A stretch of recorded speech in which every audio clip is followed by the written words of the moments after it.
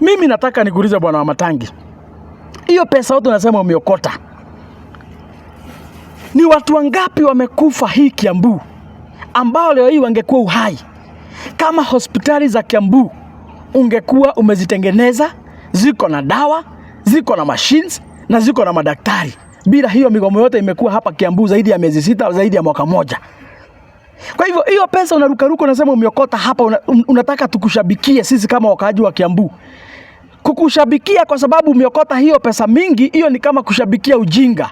Hiyo ni kama kushabikia upuzi, kwa sababu maana ya kuokota ushuru mingi ni kuirudisha kwa Wakenya kwa njia ya kuwapatia kitu ambayo inaitangwa services. Maana ya kuokota pesa mingi ni kurudishia Wakenya wale ambao ni taxpayers katika Kiambu, kuwarudishia hiyo pesa katika njia ya kuwasaidia wale ambao wanahitaji empowerment, wale ambao wanahitaji kusaidiwa, wale ambao wanahitaji services za serikali wanafaa kuzipata kwa njia rahisi. Lakini idadi ya wale ambao wamekufa kwa sababu ya negligence, kwa sababu ya wewe kukula hiyo pesa yote, unaokota pesa unapelekea Sudi wakiwa na William Ruto, mnakula na wao pesa ya watu wa Kiambu.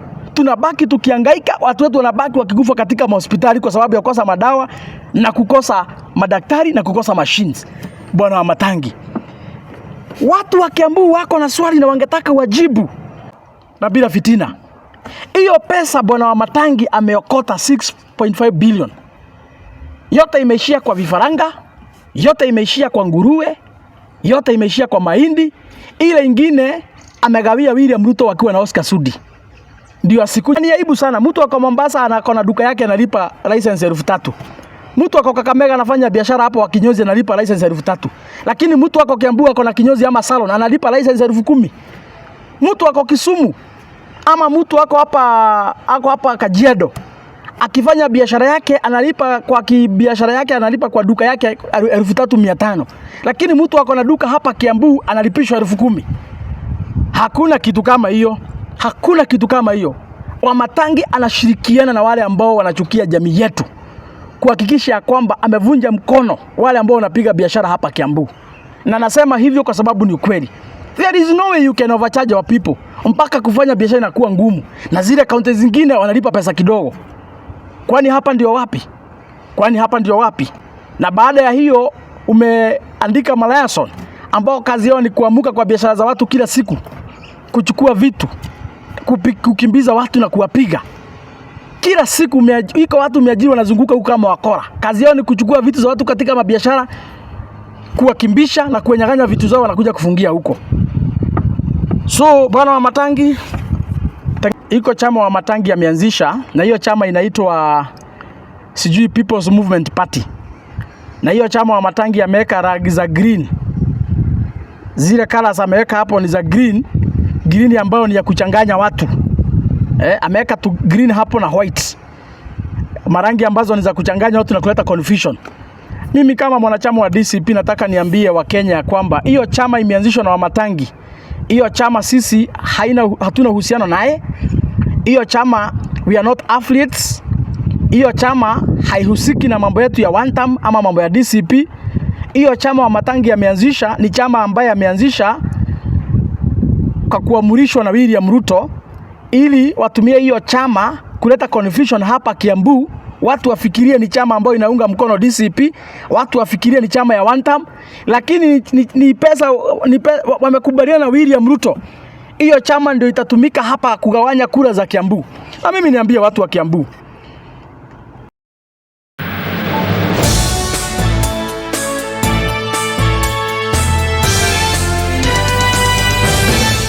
nimekuja hapa kuongea na watu wa Kiambu kwa sababu ni muhimu kuhusiana na ile sherehe ambayo niliona jana ikifanyika kule katika ofisi za county, na ilikuwa inaongozwa na gavana Wamatangi. Na sijakuja hapa kupiga mtu, na sijakuja hapa kwa sababu niko na shida na mtu yote. Lakini mimi kama mkaaji wa Kiambu na mtu ambaye anapiga kura Kiambu na mtu pia ambaye ushuru yake inatumika hapa Kiambu, ni haki yangu kisheria kuongea yale ambao naona inafaa kujulishwa wananchi, pia nikiwa kama kiongozi. na nimeona jana wamesherekea sana wakisema ya kwamba gavana wa Matangi ndiye gavana wa kwanza kutoka tupate ugatuzi kuokota ushuru ambao inafika 6.5 billion katika hii county.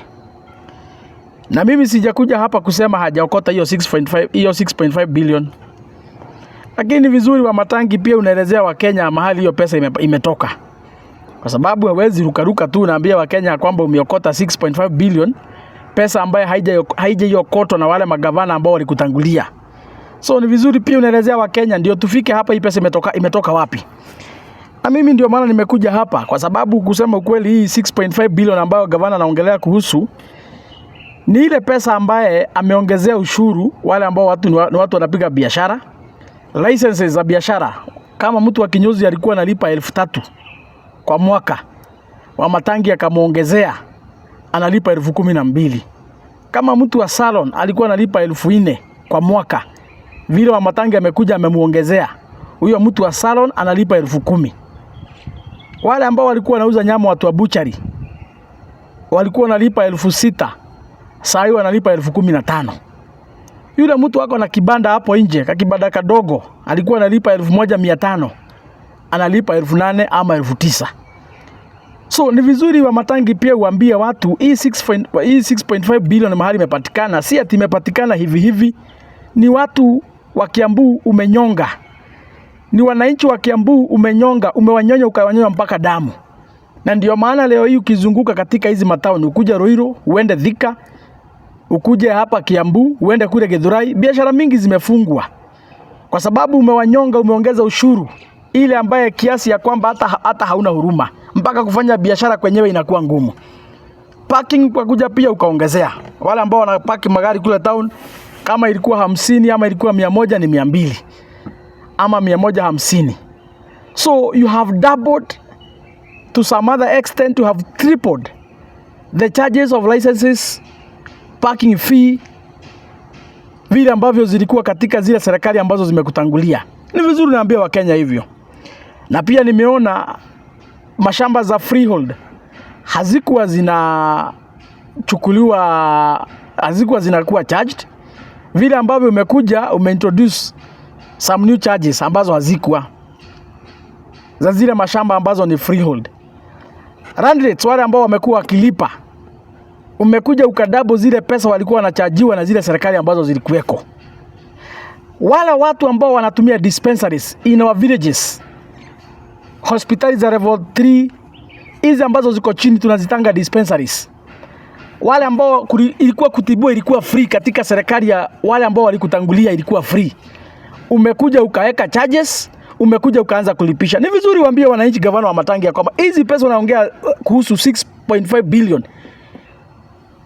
Hospitali za chini ambazo zilikuwa totally free, wananchi hawakuwa nalipa mpaka ndururu. Kudungwa shindano hapo, kupatiwa dawa kidogo hapo, kutibiwa kidogo hapo, ilikuwa free. Umekuja ukaongezea pesa ukaanza kuzilipisha. Hiyo pesa yote umekusanya ndio hii ambayo unaita 6.5 billion. So ni vizuri tu uelezee wa Kenya ya kwamba ni wakaaji wa Kiambu umenyanyasa, umenyonga, umesukuma mpaka kwa ukuta, mpaka kufanya biashara katika Kiambu imekuwa ngumu. Ndio maana hiyo pesa imepatikana. Na hiyo sio shida. Baada hiyo pesa kupatikana kwa damu, baada hiyo pesa kupatikana kwa fujo, baada hiyo pesa kupatikana kwa kunyonga wananchi na kuwanyonya mpaka damu, baada hiyo pesa kupatikana bwana wa Matangi, ile swali lingine watu wa Kiambu wanauliza na wangetaka kujua, hiyo pesa gavana wa Matangi umepeleka wapi? Usikuja hapa kusherehekea na ma-TV eti umeokota 6.5 billion ati watu wakupigia makofi, na hiyo pesa tukiitafuta katika miradi katika Kiambu hakuna mahali hiyo pesa inapatikana. Kwa sababu gavana wa Matangi, ambia watu wa Kiambu, hiyo pesa unasema umeokota, na ile ambayo umeongezewa na serikali kuu, na ile ambayo pia umeongezewa na World Bank, hiyo pesa yote ukijumuisha, ile pesa inaishia kwa mikono yako kila mwaka ni 24 billion. Kwa hivyo katika hiyo miaka 4 bwana wa Matangi umepokea zaidi ya bilioni 96 billion hiyo miaka 4. So ile swali kuu watu wa Kiambu wako naye na wangetaka kujua, na tulitarajia siku ya jana utajibu, lakini hauko wajibu, na tungetaka pia ufanye sherehe ya kujibu watu wa Kiambu ukiwaambia hiyo pesa 96 bilioni ambayo umepokea vile ambavyo imetumika. Hiyo ndio ile swali kuu ambayo wananchi wa Kiambu wangetaka kujua, kwa sababu ukiokota hiyo pesa yote ambayo umesema umeokota Kiambu, hakuna lami hata kilomita moja, hakuna lami hata mita moja ambayo umeweka hapa Kiambu kutoka wakati uliapishwa kama gavana. Ukikuja hapa Juja, ukienda Thika, ukienda Roiro, ukienda Githunguri, ukienda Gatondo, ukienda Rari, ukienda Remuru, ukienda Kabete, ukienda Kikuyu, hakuna mahali hata moja umeweka lami hata mita moja kutoka siku uliapishwa kama gavana. With all that resources, with all that money, with all that collection, Bwana Wamatangi. Kitu ingine, kwa hii pesa yote unasema umeokota, Bwana Wamatangi, hospitali zetu zile ambazo wananchi wanategemea hapa Kiambu, ukienda Kiambu level 5, ukienda hapa Thika pia, ukienda kule Gatondo, hakuna hospitali hata moja ya Kiambu, Bwana Wamatangi, iko na madawa. With all that money that you have collected from the taxpayers, hakuna hospitali hata moja, Bwana Wamatangi, umeweka machines. With all that taxpayers money that you have collected, hiyo ambayo unajipiga kifua ya kwamba unarukaruka umeokota. Na iko siku tumeenda hapa Thika, Bwana Wamatangi, iko siku tumeenda hapa Thika, tukapoteza kijana mdogo sana, miaka 2 ambayo imepita, that was 2024 January, kwa sababu amepata accident, kupelekwa hapo level 5 kwa casualty. Hata mashini ya kupiga yeye picha ya kichwa hakuna. Mashini ya kupiga mgonjwa, mashini ya x-ray kichwa, kupiga tu picha ya kichwa ama kifua ili mgonjwa aonekane ni shida gani amepata kutokana na ajali, hakunanga. Kijana akawekwa hapo kutoka 6 in the morning mpaka saa 4 usiku, wakati familia yao ilikuja ikamuidentify. Ndivyo madaktari wakamwambia hapa hakuna machine. Tulikuwa tunagojea watu wao wakikuja achukuliwe apelekwe sijui wapi kwa hospitali gani ambao ni private, aende akapigwe picha ya kichwa huko na kifua huko, akipigwa picha mrudisha hapa sisi tusome, Bwana Wamatangi. Na kwa sababu huyo kijana alikuwa amepata ajali, by the time he was identified by his loved ones, tayari kijana alikuwa amekufa. Mimi nataka nikuulize Bwana Wamatangi, hiyo pesa yote unasema umeokota, ni watu wangapi wamekufa hii Kiambu ambao leo hii wangekuwa uhai kama hospitali za Kiambu ungekuwa umezitengeneza, ziko na dawa, ziko na machines na ziko na madaktari? Bila hiyo migomo yote imekuwa hapa Kiambu zaidi ya miezi 6, zaidi ya mwaka mmoja. Kwa hivyo hiyo pesa unarukaruka unasema umeokota hapa, unataka tukushabikie sisi kama wakaaji wa Kiambu. Kukushabikia kwa sababu umeokota hiyo pesa mingi, hiyo ni kama kushabikia ujinga. Hiyo ni kama kushabikia upuzi, kwa sababu maana ya kuokota ushuru mingi ni kuirudisha kwa Wakenya kwa njia ya kuwapatia kitu ambayo inaitangwa services. Maana ya kuokota pesa mingi ni kurudishia Wakenya wale ambao ni taxpayers katika Kiambu, kuwarudishia hiyo pesa katika njia ya kuwasaidia wale ambao wanahitaji empowerment, wale ambao wanahitaji kusaidiwa, wale ambao wanahitaji services za serikali wanafaa kuzipata kwa njia rahisi. Hiyo ndio kusaidia Wakenya na hiyo shule ambayo umeokota.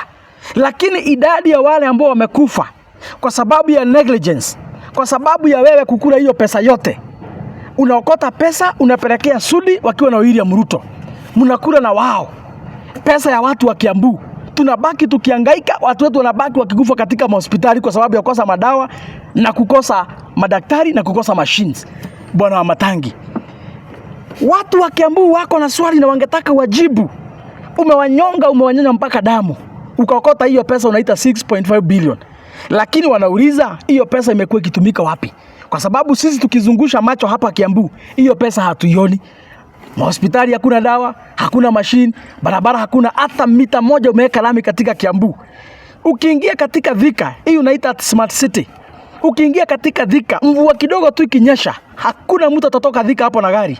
Watu wanavaa gumboots, wengine wanaanza kutafuta boats. Very poor drainage systems katika town ya Thika. Hakuna drainage system hata moja umekuja kutengenezea huko. Na unasema huko sijui ni smart city. Smart city gani Wamatangi? Mahali watu wa kukinyesha wanatembea na gumboots. Mimi nataka niambie wakaaji wa Kiambu, bila chuki na bila fitina, hiyo pesa bwana Wamatangi ameokota 6.5 billion. Yote imeishia kwa vifaranga, yote imeishia kwa nguruwe, yote imeishia kwa mahindi. Ile ingine amegawia William Ruto wakiwa na Oscar Sudi.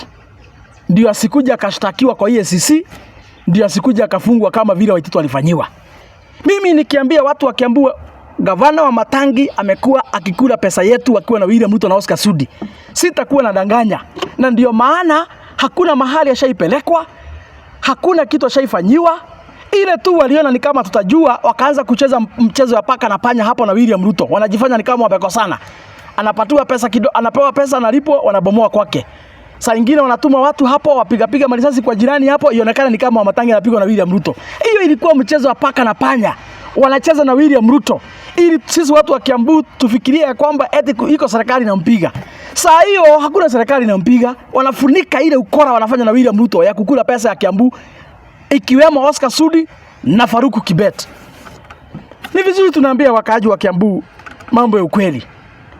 Kwa hivyo mimi niambia Wamatangi, hatuwezi shabikia mambo ya kiupuzi wakati umenyonya Wakenya wetu damu, wakati umewanyonga kabisa katika biashara zao. Hiyo pesa yote unapelekea William Ruto na Oscar Sudi, ile ingine inabaki unacheza piara hapa. Na mimi niambie watu wa Juja, kama iko mtu mnafaa kuogopa kuliko shetani, ni mtu ambaye anaitwa Wamatangi. Kwa sababu ukikuja hapa Juja, katika kila mwaka sisi Juja, ile pesa inatoka hapa kwetu Juja constituency, tunatoanga ushuru ambaye inafika milioni 500 kila mwaka. Kwa hivyo ni kumaanisha hiyo miaka 4 Wamatangi amekuwa katika kiti Juja peke yake, mahali ambapo mimi naishi, tumepatiana pesa ambao ni ushuru ya idadi ya bilioni 2. Yes, we have contributed 2 billion, we Juja constituency, to the county revenue. And with all those 2 billion, imagine hakuna hata lami tone hata moja, hata ya kujiekea hapo na kijiko kumwaga kama uji, Wamatangi ametupatia. Anachukua ushuru ya watu wa Juja 2 billion, anaenda kununulia watu wengine huko mahindi na vifaranga. Anaanza kuruka huko na unga. Niliona siku hizi anapatia mpaka unga. Wewe unachukua ushuru ya watu wa Juja, mahali ambapo hakuna barabara la miata moja. Watu wanateseka usiku na mchana. Unachukua pesa yao 2 billion, unaenda kununua unga, unaenda kununua mahindi na vifaranga. Unaenda kupatia wamama kule mashambani. Ukuwa waketisha kwa chini kwa kichaka mahali. Unafanya piara hapo na pesa ya watu wa Juja. Hiyo ni upuzi bwana Wamatangi. Hiyo ni upuzi bwana Wamatangi.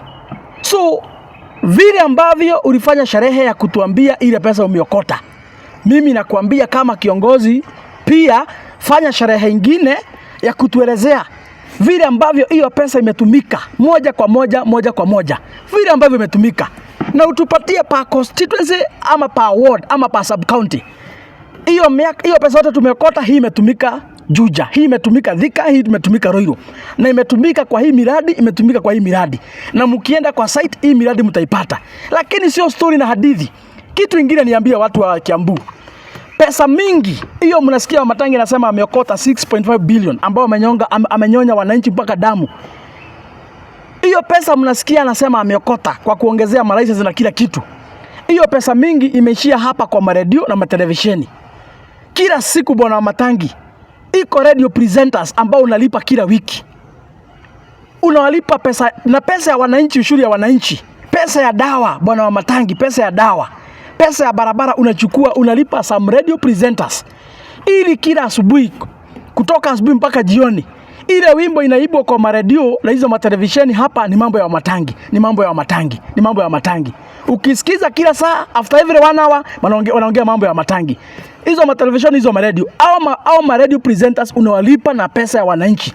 Na mimi nikuuliza Wamatangi, kama umejengea watu barabara, ingekuwa umejengea watu barabara na umewekea lami, ingekuwa hospitali ziko na vifaa na ziko na madaktari na ziko na dawa, hauhitaji kulipa mamilioni ya pesa kwa wana radio ili waende wakakutangaza wakisema kama umefanya kazi. Haufai kulipa watu waseme umefanya kazi. Unafaa kufanya kazi, kazi iongee, kazi ionekane. But hii PR umezoea kila siku. You are using and you are spending a lot of money, millions of money. Ukijaribu kufanya adverts za kubabaisha watu na kuwafunika macho vile ambavyo umefanya kazi Kiambu. How can you, unawezaje tumia mamilioni ya pesa kulipa maredio na magazeti na ma-TV ziongee ziseme vile ambavyo umefanya Kiambu kazi? Kazi ndio inafaa kuongea. Kama umefanya kazi, watu wa Kiambu hawastahili kuambiwa, watajionea. So mimi nikuambie, siku zako zinakaribia na wananchi wa Kiambu watakuelewa, wananchi wa Kiambu watakujua. You are a PR master, wewe ni mtu wa uongo, wewe ni mtu mfisadi, Wamatangi wewe ni mwizi. Hakuna gavana ameiba pesa mingi katika Kenya kuliko zile wewe mwenyewe umeiba. Na kama haujaiba, tufanyie mahesabu. Ile pesa yote umeokota hapa hiyo miaka 4 na ile kazi umefanya hapa. Tuhesabie. So mimi niambie Wamatangi, wananchi wa Kiambu wanataka kujua hiyo pesa unasema umeokota vile ambavyo zimetumika. Kwa sababu hiyo ni pesa umenyonga wananchi. Na ni aibu sana. Mtu wako Mombasa anakona duka yake analipa license 3,000. Mtu wako Kakamega anafanya biashara hapo wa kinyozi analipa license 3,000. Lakini mtu wako Kiambu ako na kinyozi ama salon analipa license 10,000. Mtu wako Kisumu ama mtu wako hapa Kajiado akifanya biashara yake analipa kwa duka yake 3,500. Lakini mtu wako na duka hapa Kiambu analipishwa 10,000. Hakuna kitu kama hiyo.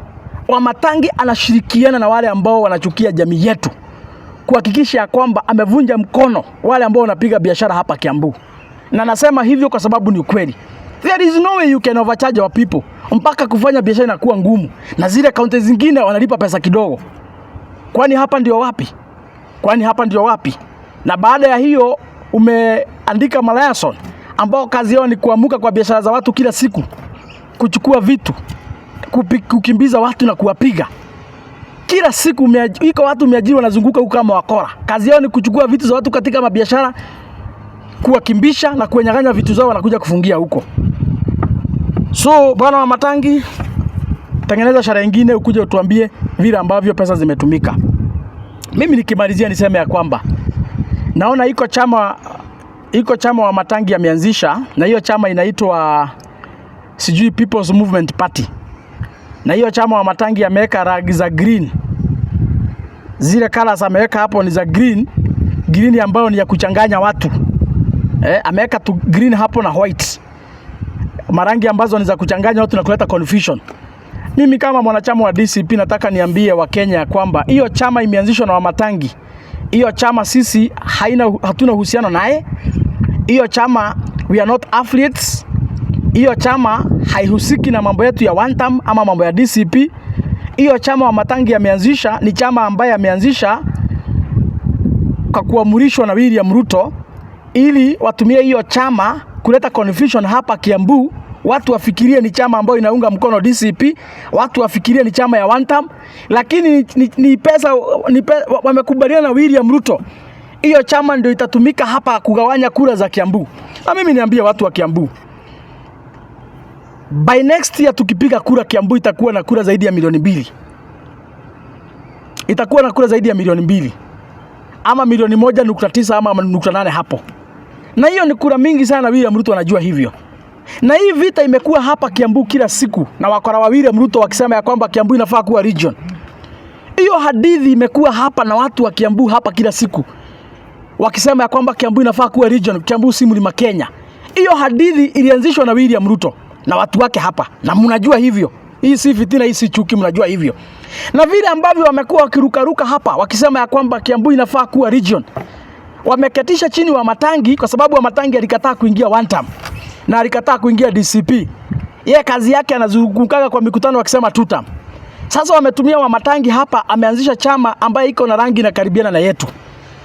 Hiyo chama ileta confusion hapa. Wakenya wafikirie, watu wa Kiambu wafikirie ni chama ambayo iko katika mlengo ya one term. Mimi nataka niambie wakaji wa Kiambu, hiyo chama ni wheelbarrow ya William Ruto.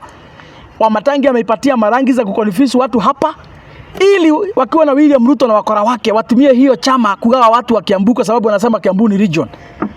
Hii mambo walianza kusema Kiambu ni region, wakajaribu kuseparate Kiambu kutoka jamii ya mlima Kenya. wakaona haiwezekani. Sasa hiyo vita wameona walete chama ingine hapa, ndio hii chama itumiwe kugawa hii kura ya Kiambu ambao ni milioni 1.9. Wajue vile hiyo kura itakuwa divided, hiyo kura venye itatawanya, hiyo kura vile itasambaratishwa, ndivyo William Ruto apate njia ya kupenya hapa. Mimi niambie wakaaji wa Kiambu, chama hapa ni DCP, kiongozi wetu ni Rigathi Gachagua, sisi tuko one term. Kazi yetu ni kurekebisha uchafu ya William Ruto, kazi yetu ni kurekebisha ile mambo yote ambao William Ruto alikuwa amepangia jamii yetu vibaya, na ndio maana hii chama ikaletwa, kwa sababu nyinyi ndio mlisema ya kwamba mnataka tukue na chama ya jamii. Kwa hivyo there is no confusion, kila kitu iko wazi. Chama ya jamii ni chama ya DCP. Sisi wakaaji wa Kiambu, chama yetu ni chama ya DCP. Kiongozi wetu ni Rigathi Gachagua. Yeyote atakaye kuja na hiyo chama Wamatangi ameanzisha, huyo ni msaliti, huyo ni Gakonia, huyo ni Komerera, huyo ni mtu ambaye anatumika na William Ruto kutawanya jamii yetu hapa na kusambaratisha kura zetu zile ambazo is our voting region, ile ambayo tumepangia ndio itatumika pakubwa kuhakikisha kwamba William Ruto amekuwa one term president. So niambie watu wa Kiambu, there is no confusion. Chama yetu ni ya masikio, alama ni masikio, rangi ni ya kijani, rangi ni ya kijani, alama ni masikio. Kiongozi ni Rigathi Gachagua, na sisi tuko tayari na tunaendelea na kazi ya kuunganisha jamii yetu na kuhakikisha kwamba Wakenya wote wazalendo wameingia katika hiyo chama ili tuweze kukomboa taifa letu. Atakaye kuja na hizo chama ziko na hizo marangi za kuconfuse watu hapa, hao ni wasaliti, hao ni watu wanatumika na William Ruto ili wakuja wagaya kura za Kiambu, na hao watu si wetu. Kwa hivyo kwa hayo mengi na machache nitaachia hapo. Mungu awabariki, Mungu awalinde. Tunaendelea